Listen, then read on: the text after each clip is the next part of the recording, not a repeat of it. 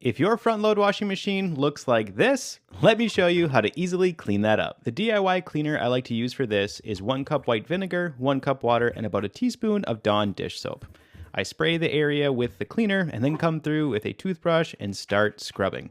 Then I come through with a damp microfiber towel and try to remove as much of the grime from the surface as possible. I will say this job can be a little tedious just because there's so many nooks and crannies for the grime to hide, so just continue that process of spraying the cleaner down, giving everything a good scrub, and rinsing with a microfiber towel. Now sometimes it will be so bad that even after using this method, you might still have some staining on the rubber gasket.